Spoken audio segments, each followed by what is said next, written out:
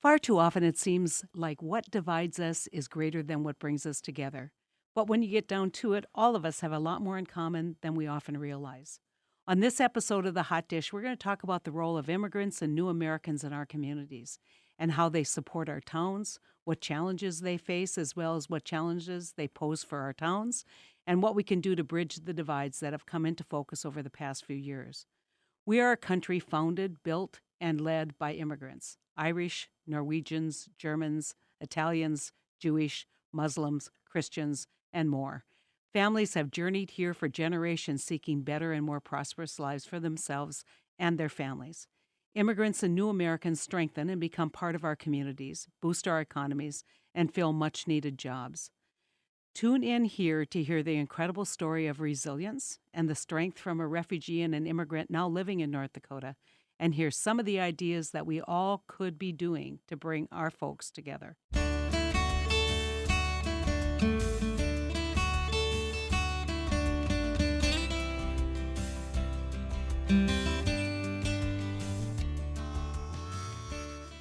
Fowzia Adde is a refugee from Somalia who fled her country when the Civil War broke out when she was a teenager. After spending time in a refugee camp where she struggled to feed and support her family, including her six younger siblings, she eventually made it to the United States searching for opportunities, but was forced to leave her family behind. In 1997, she came to Fargo and has since become a vocal advocate for refugees in the community and is doing her part to help folks resettle in our area, including by increasing economic development for the immigration community in Fargo-Moorhead through her roles at the Immigrant Development Center and building out the International Market Plaza. In 2003, she won YWCA's Woman of the Year Award.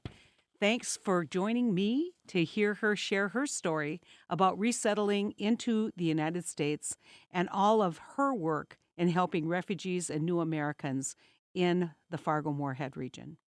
Fowzia, thank you so much for joining me. We're really excited that we're able to do this with you. Thank you, Senator Heitkamp. Um, We are, we are thankful to you for your support. well, we think it's really important that we share more stories because I think once people hear the stories and once people are, made aware of what those struggles were and how hard so many people have worked to become, a citizen of our country and to come to the United States, I think that they will appreciate that this wasn't an easy path and there isn't any quick answers. And so the greatest tool in understanding is dialogue and communication, it seems to me. And so I wanted a chance for you to maybe start telling your story, maybe from the beginning, from the refugee camp. That would be great. So I'm just going to let you tell your story, and I may interject with some questions if I think that it's not completely clear. Okay? Sounds good. Good. Thank you for the chance. So if you could just start out by telling us, how you happened to come to the United States and what the situation was in your home country, and why you think it's important that we have a better level of understanding about the challenges that so many in the Somali community have experienced in coming to the United States. Yes. First, when I was 13 years old, when my family came to Kenya because of the war in Somalia, and the refugee camp that we stayed, it was in Kenya, Mombasa. The name was Utanga. So we stayed in the refugee camp for 7 years. We were fortunate enough for our camp to be selected to some of the refugee to go to another country. So what happened was our camp, when it was 7 years old, it was considered it was old. So what happened was the UN then send our information to countries who receive refugees and said, this community have been here for so long, if anybody will give them more chance. So we had the Australians, the Canadians, and the Americans come to our camp and they set up 3 tables, and every family had a chance to register. And our family, my father was so excited. He registered us to go to America. So we went through interview through 3 months. They will ask you what's your name, where were you born, and then if you have any paperwork with you. And so we went through the vetting process, and then after that there will be health screening. They will screen you and all that stuff. Finally, we were selected to leave Kenya, 1997, June 16. I was put into the airplane to come to, my first stop was Washington, D.C. Our transit was in New York, so that's where we got our paperwork. So every person gets a plastic bag that has their I-94 and all that stuff that says this person is a refugee and it's allowed to work in the United States. And then I come to Washington, D.C. Internal Rescue Committee is the organization who settled me first. And then I was part of a camp that was 3,000 people. And so what happened was my family only was located in Washington, D.C., and most of our other group was located in North Dakota through Lutheran Social Services.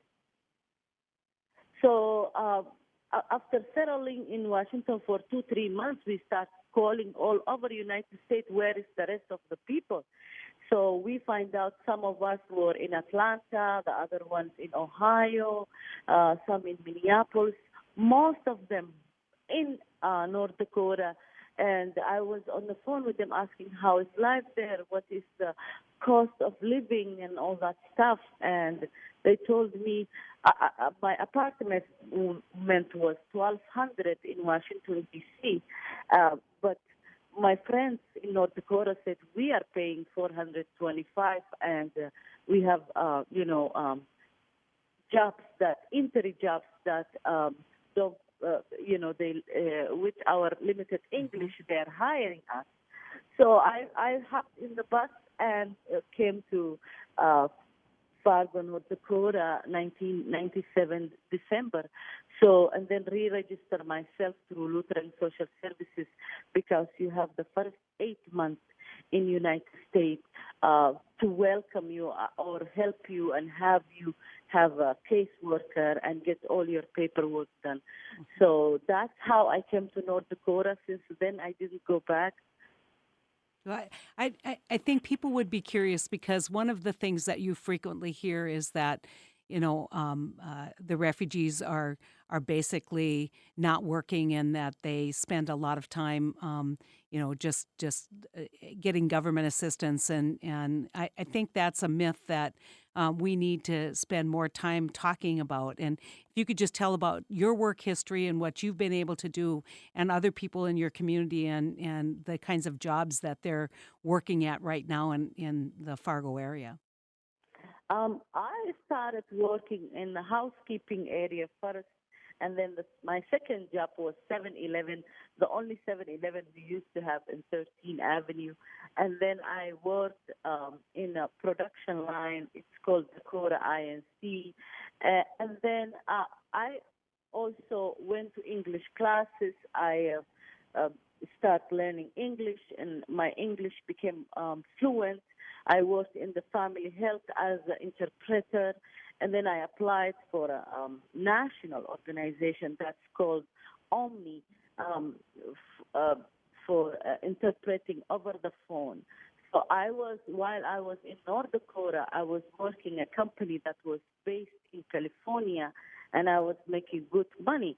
I worked for them over 6 years, and then that's where I decided that I don't belong in interpreting area, but I belong to serve the community. So I start working on developing this project that I'm working on, the Immigrant Development Center. Start building relationship in our community, meeting everybody, talking about how there is a need that we need a grassroots organization that supports new Americans. But our community here in North Dakota, we have over 12 um, companies that are all industrial companies that hire new Americans who are production line, and they're succeeding in North Dakota because of the new Americans working in their company. Because of that, North Dakota has 0.3 in North Dakota, everybody has a job. Less people are without a job. So we have the best state, and also our community want to stay here. They want to be part of this success story. So, and our organizations are working on the ground to make sure that happens. Yeah, I think if I can just clarify, are you saying that the unemployment among the Somali community is at 0.3%? Yes. Yeah, so I think that's a critical piece of knowledge, and I know there's always going to be integration issues. There's always going to be issues where cultural changes have some concerns, but I think that the work that's being done within the community and by the Fargo City Council, and the work that's being done by the uh, police department to basically have outreach, and I mean, these are all really positive things to bridge some of those concerns that neighbors may have or that people may have regarding the new American community. How do you see, if you could offer a couple suggestions for folks on what more we could do that would raise awareness or allow us to better understand the challenges on both sides, what would you recommend? Well, there is community outreach that needs to be done, educating the community. Lately, we had some negative news. We had some negative politicians who painted the refugee community are not good for us, and they are costing us more. But to be honest, we are taxpayers, and none of us are staying home. We are all working. The 12 companies who are here in North Dakota would not succeed if it's not us going to work every day. The jobs that we hold, most of the people, they don't want to do that job.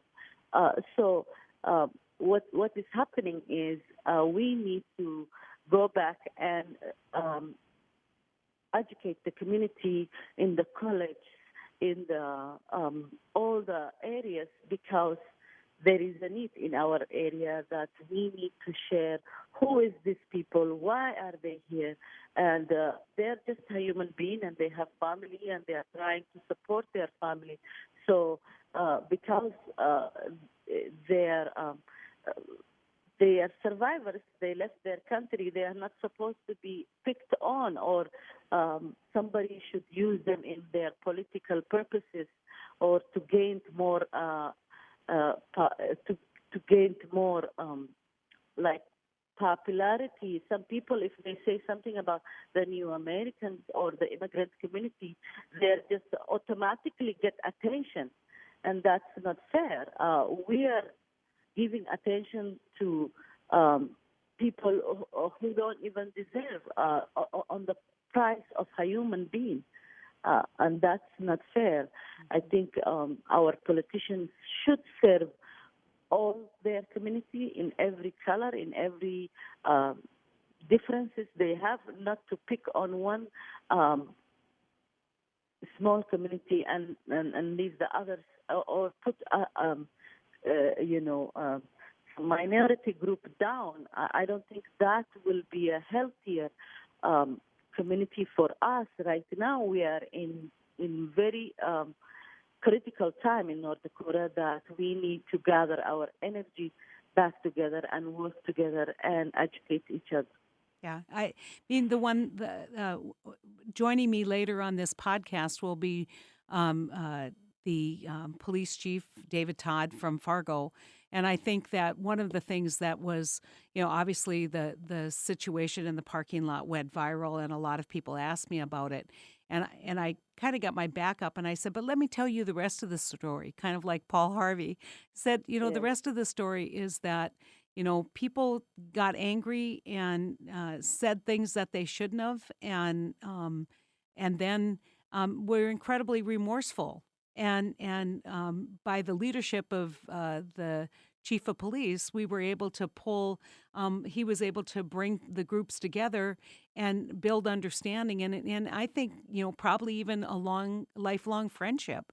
And so that's the story that we should remember from all of this. That is that we can all be fearful of something that's different, but at the end, we share, as human beings, we share so much more commonality than differences. And certainly your story of struggle and your story of, I could see the smile on your face when you said your father wanted to come to America, and that's what you did. And that's the age old dream for so many of us. I mean, I'm German American. I'm Norwegian American.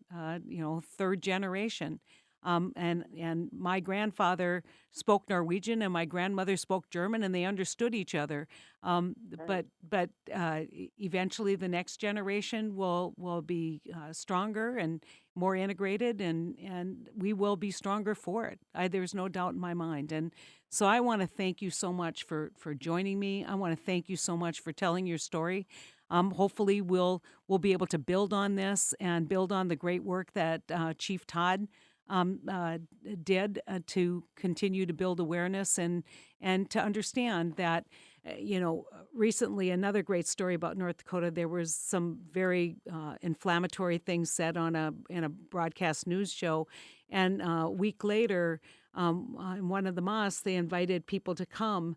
From the community, and they had overflow crowds, people wanting to know and to show support. And so frequently we judge everything by the one person, or the group of people when we're all in this together. And I want to thank you for choosing North Dakota. You definitely are an incredible asset to our state, and I want to encourage you to continue to speak out, and you can encourage me to continue to speak out. You bet. Thank you so much. You have a great rest of the day. Our Senator Heidi, and the support you give our organization. Because of you, we have the International Market Plaza. You supported us through OCS. You supported us through CDFI. There is a lot of work in national work that you do. We are so appreciative of your work, Senator Heidi Heitkamp. Thank you so much. And you have a great rest of your day and a wonderful weekend. You too. Bye-bye.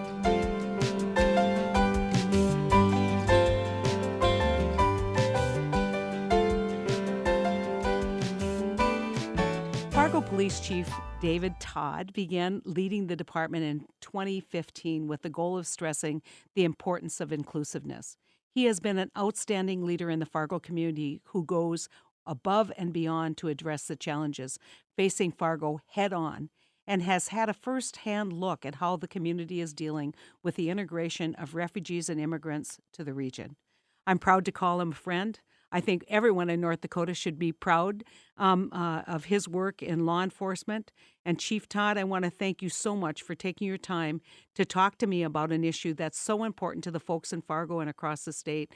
And I want to thank you for being such a leader in bringing people together and bridging those divides.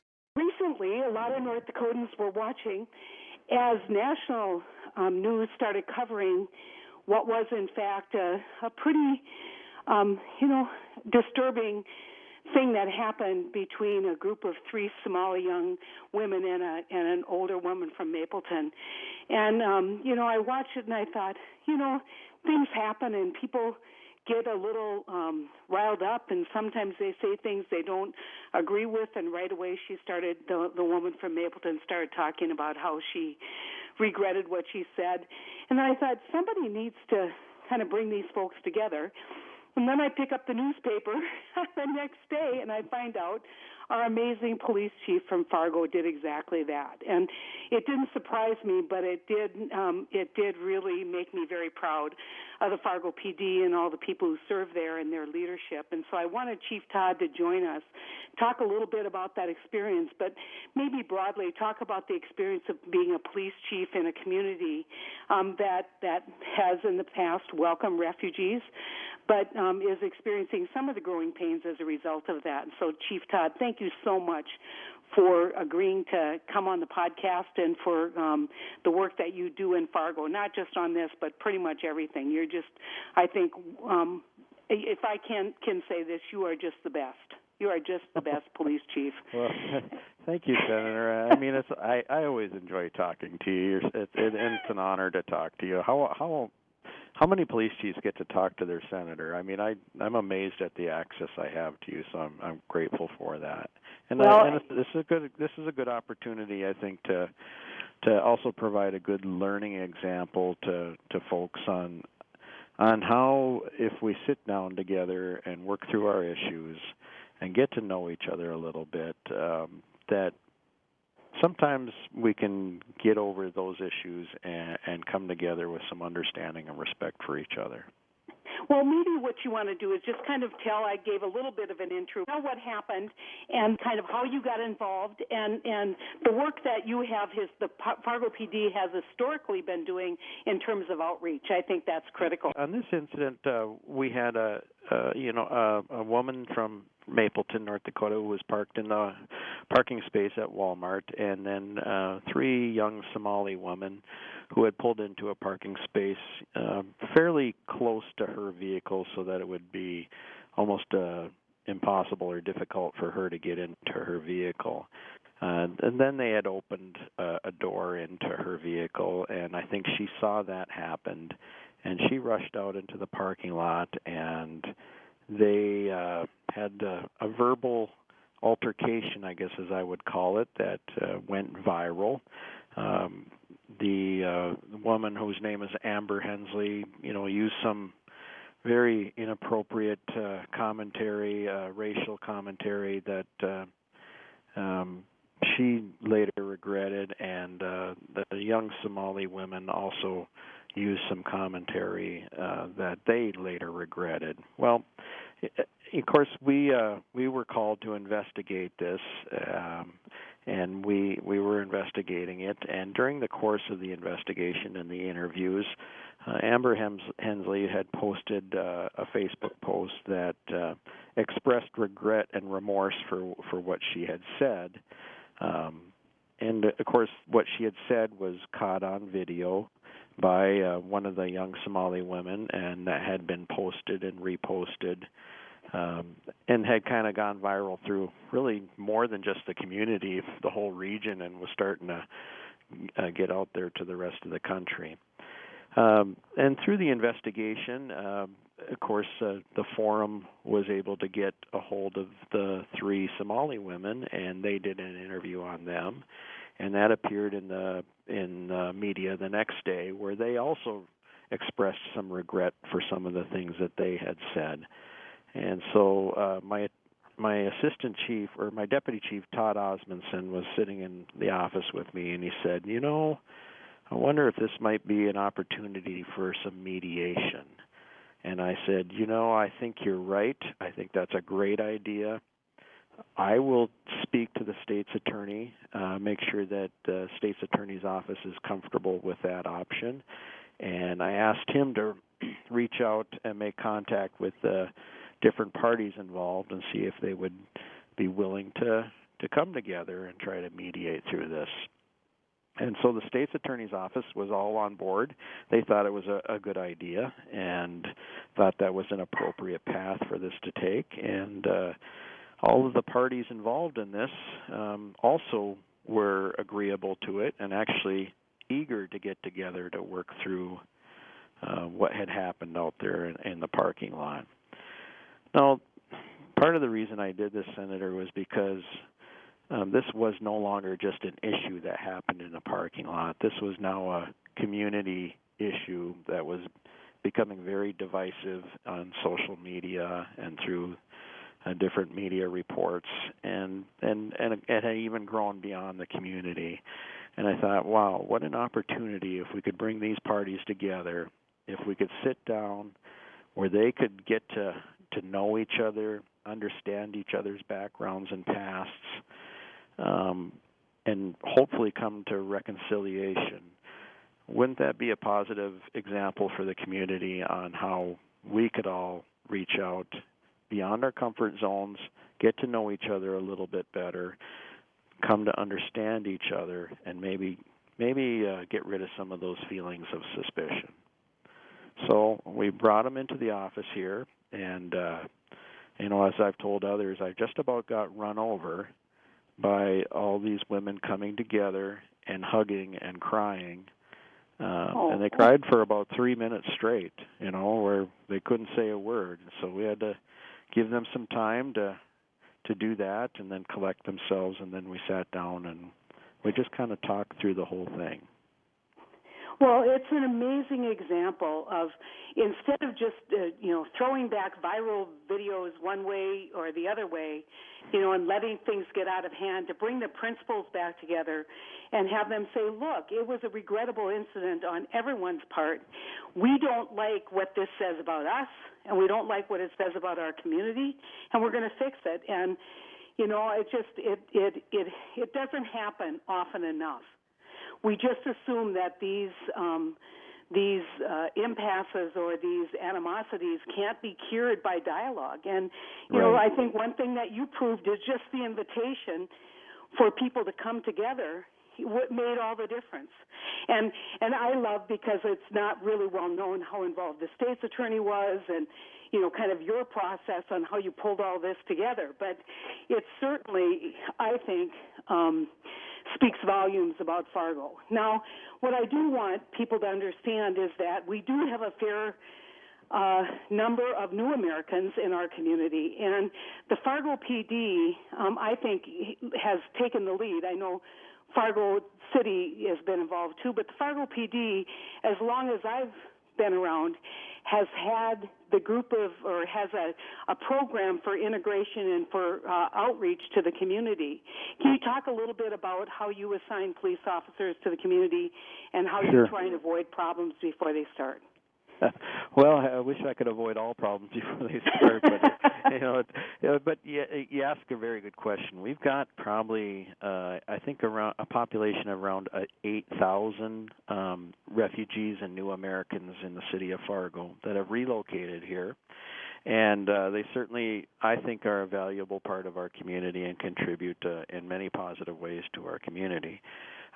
So as we were growing in that community, and many different backgrounds from Africa, Asia, Europe, different places that people have come from, we put together a cultural liaison officer position. Probably, I'm guessing it had been about 12 years ago now. And that position reaches out to all these communities and is a liaison to those communities. The officer provides education to people when they get relocated here as to what our laws are, appropriate behavior, discipline of children, what's appropriate, what's not appropriate in our country. Driver's licenses and insurance information, that are necessary to drive a car, and just kind of cover a wide spectrum of education with folks when they first come here, and then maintain that relationship. We also have 2 community trust officers who also work with the younger populations, the kids from these different ethnic groups, and establish relationships with them, and try to be mentors to those kids to keep them on the right track. Now, I through those different positions, they facilitate meetings for me with elders and leaders of those different communities so that we can stay in touch with what the issues of the day are, questions they might have about why we do certain things, and and they also invite me to some of their functions, so that we can maintain a good relationship and discuss. Feel free to discuss issues before they become problems, like you had said before.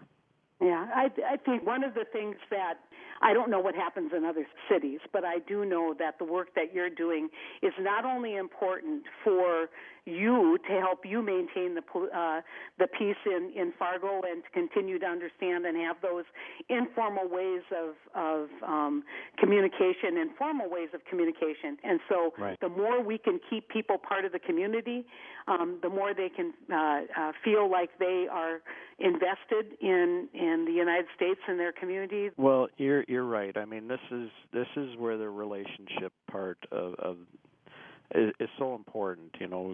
Making sure that those open doors of communication are there. The mosque has asked me to come and speak there, which I've done. I have the different leaders and elders of the communities come in and meet with me. Our community trust officers, are really focusing on relationships with the young people of these communities that, so they don't feel disenfranchised, so they don't feel like they're not welcome, so that doesn't become a breeding ground of radicalization.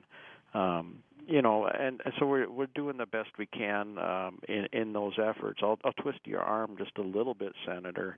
I do have a grant application in for 2 more community trust officers, so if you can pull some strings for me, I would give you any number that you needed. You know that if it were up to me, but we certainly continue to support these efforts, to bring it back to what you did with these young Somali women and this woman from Mapleton. I want to just say that's exactly what all the community needs to see, not just our side of it or their side of it, but everybody who's part of your community, seeing people come together with reconciliation and forgiveness and better understanding. I mean, that's just such an incredible story, but it really is an example of what you try and do every day. It's not some one-off that you kind of practice. It's because of all the work that you've done. You knew this opportunity existed to have this conversation. Well, I really think that the